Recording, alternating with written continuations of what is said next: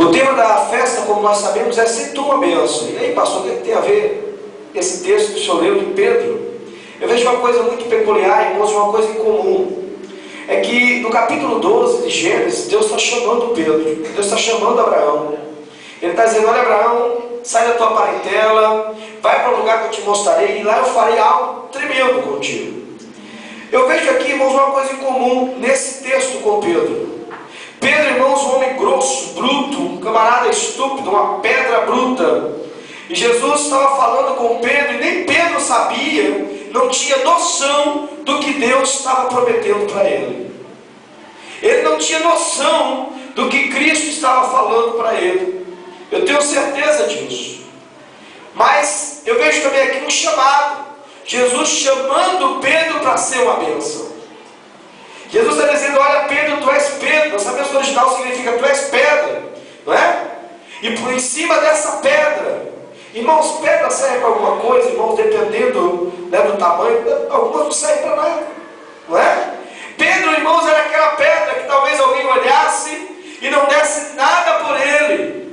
Talvez alguém olhasse para Pedro e visse simplesmente um homem bruto, não é? Eu louvo a Deus, irmãos, porque Jesus, ele consegue enxergar sempre o melhor dentro do homem. Abraão estava lá e a Bíblia diz que Abraão o seu pai era um pagão, a sua parentela era pagã, um povo idólatra, um povo que não conhecia Deus, um homem totalmente desprovido do conhecimento de Deus. Mas a Bíblia diz que Deus se agrada de Abraão. Ele olha para Abraão e ele vê em Abraão algo que ninguém via. Ele viu em Abraão, irmãos, a possibilidade de fazer Abraão ser uma bênção. Quantos de nós aqui, irmãos, já fomos um dia alguém em que as pessoas olhavam e não davam nada? Alguém que as pessoas olhavam, irmãos, e diziam assim: esse aí não tem jeito. Esse aí, olha, eu vou falar uma coisa para você, não tem nada, não é? Não tem Deus no mundo que dê jeito a esse. Mas a Bíblia diz, irmãos, que Deus olhou do céu, glória a Deus. E o que eu acho tremendo, irmãos, é que Deus olha para o homem mesmo antes do homem existir. A Bíblia diz, Paulo diz em Efésios capítulo 1, versículo 4: porque desde a eternidade, antes de tudo, antes que o mundo fosse criado, o Senhor já tinha nos escolhido. Sabe o que quer dizer isso, irmãos? Que antes mesmo de você existir aqui, já existia no coração de Deus. Antes mesmo do diabo saber que você viria e projetar um projeto de maldição para a tua vida, Deus já tinha olhado para você, Deus já tinha enxergado algo de bom em você, Deus já tinha escolhido você para ser uma bênção aqui na terra. Aleluia, glória a Deus. Era essa visão de Cristo quando ele olhava para Pedro. Ele via em Pedro, sabe o que, irmãos? Um grande pregador do Evangelho. Jesus, quando olha para nós, irmãos, sabe o que ele vê? Instrumentos. Sabe o que eu acho interessante no instrumento? Que por mais lindo que o instrumento seja, por mais caro, por mais qualidade que ele tenha, tudo na realidade depende de quem toca. Porque se quem toca não souber tocá-lo da maneira correta, não vai prestar para nada. Quando Jesus olhou para você, irmãos, ele lhe tocou da maneira certa. Ele nos tocou, irmãos, de uma maneira que de nós fez brotar coisas boas. Quando o diabo toca em alguém, irmãos, ele planta a maldição. Ele levanta o homem para ser prostituto, para ser alcoólatra. Ele levanta o homem para ser viciado. Ele levanta o homem para ser assassino, para ser bandido. Mas quando Jesus toca no homem, meu irmão, ele levanta o homem para ser pregador do Evangelho. Ele levanta o homem para negar a si mesmo. Ele levanta o homem para perdoar. Ele levanta o homem para acreditar que quando não tem mais jeito, ele tem um Deus que dá jeito e que pode todas as coisas.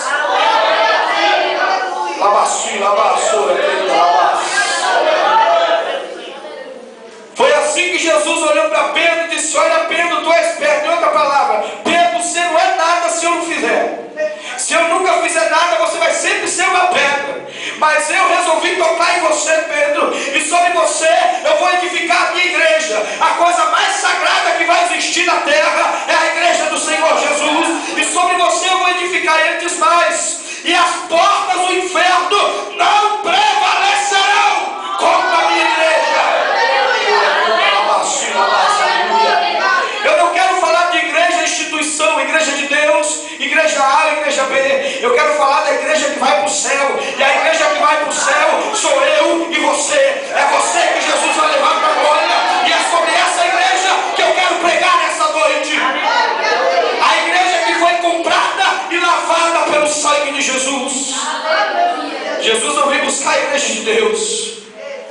igreja mais antiga pentecostal no mundo, da era contemporânea. Não, Jesus está pouco se importando os anos que temos.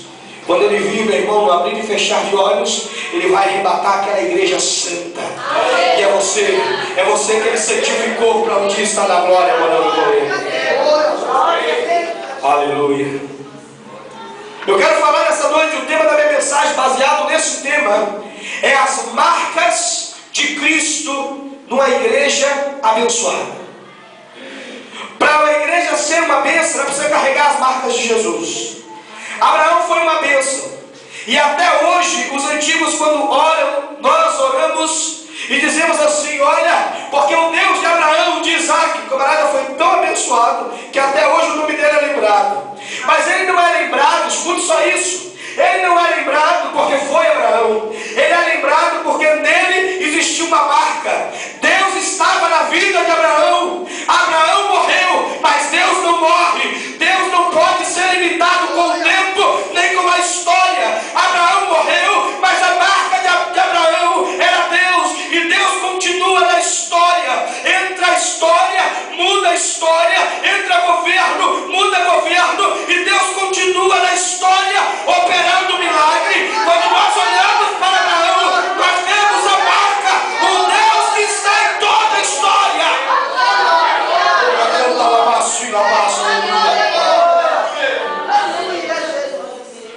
Você quer ser uma bênção? Você tem que ter a marca de Deus em você. As pessoas não devem lhe aplaudir, lhe elogiar porque você é bom. As pessoas devem fazer isso porque você enxergam Jesus na sua vida. Glória a Deus. Deus não chamou para dentro da igreja artistas, pessoas que são aplaudidas porque cantam bem, porque falam bem. Jesus levanta homens da igreja que é como João, que diz: importa que eu diminua e que o Senhor cresça. João sabia o seguinte: o Senhor me chamou para ser uma bênção, e para ser uma bênção eu tenho que diminuir. E quando as pessoas olharem para mim, tem que ver o Espírito Santo de Deus brilhar na minha vida. Aleluia, glória a Deus.